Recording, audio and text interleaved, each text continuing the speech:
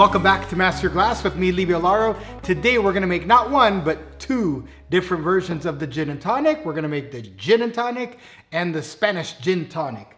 While I grab my highball glass and I start putting ice in it, we will talk a little bit about how the gin and tonic came to be. It is said that in the 19th century, British soldiers were given a portion of quinine water in order to help them with malaria, which was a challenge of the time. Of course, the quinine water was not very drinkable, so it was common for the British soldiers to add lime and water and, of course, some gin into it. And so the predecessor of this very cool drink was created.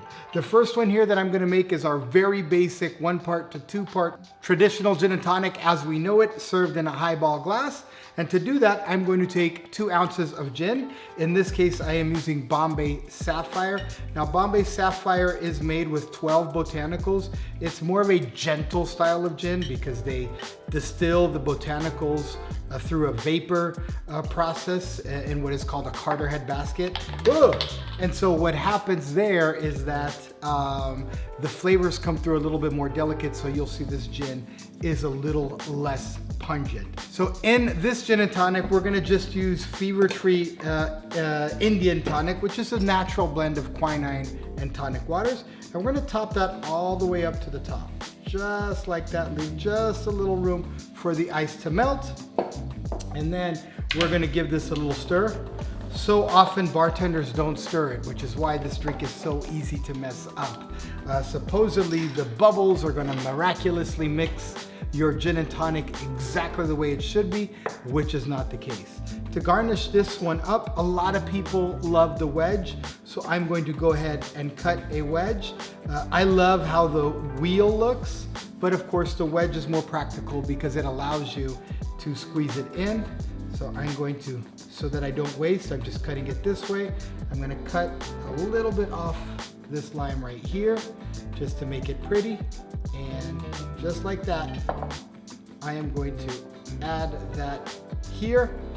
And there you have your gin and tonic, traditional gin and tonic, whatever we would like to call it. Now the next one I'm gonna make in Spain is called Gin Tonic without the and. And in the rest of the world, we like to call it the Spanish Gin and Tonic. Now the Spanish Gin and Tonic is said to either have been invented or at least popularized by Spanish chefs. And because there's a chef involved in this story, of course, this drink is a little bit more fancy. Now, most chefs are known to actually drink wine after their shift, and so they like things that are lower in alcohol. So the difference between the gin and tonic and the Spanish gin and tonic is that this one's going to be lower in alcohol. So whereas I put 2 ounces of gin in this one, I am only going to put 1 ounce or 30 milliliters in this one. And to make things even a little more chefy, artistic, I'm going to use a gin made out of British Columbia called Empress Gin. This gin is really cool and it changes color when quinine is added to it, or even lime. So as you can see, it's purple right now. I actually used this gin a few years back and I won the Guinness Book of World Record along with many friends and colleagues for the world's largest gin and tonic, and I believe that record is still there. Now in this one here, I'm gonna go ahead and use a later version of tonic water, and this is Mediterranean tonic water. And watch and see what happens here.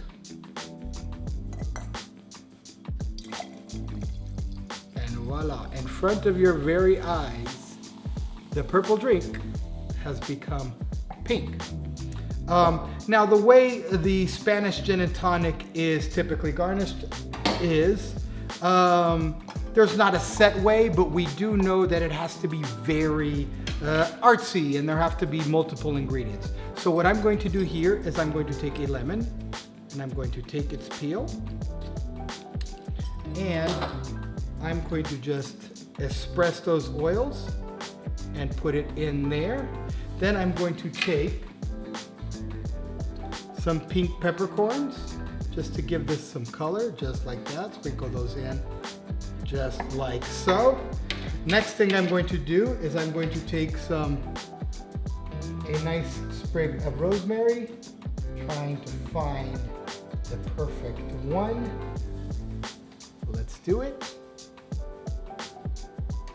We're gonna put that in just like that. And if I had anything else, I would have, of course, put it in. But these are the garnishes that I currently have available. So there you have it, the gin and tonic and the Spanish gin tonic. Okay, so I'm gonna give these a taste and compare. Solid gin and tonic, really big on the bitterness. So nice and bitter, citrusy, refreshing. The bitter notes here are like there to stay. It's not a wimpy gin and tonic in terms of the intensity of the bitterness. It's there and it wants you to know that it is a bitter drink. And now we'll go ahead and try the Spanish gin and tonic. Oh, definitely more floral and more aromatic and more fragrant. I almost feel like somebody threw some flowers inside of this gin and tonic and it sat for a while.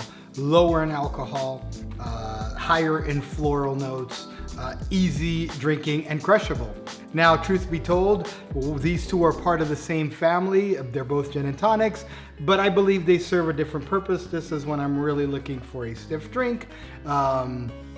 Not, of course, all boozy, but a stiff gin and tonic.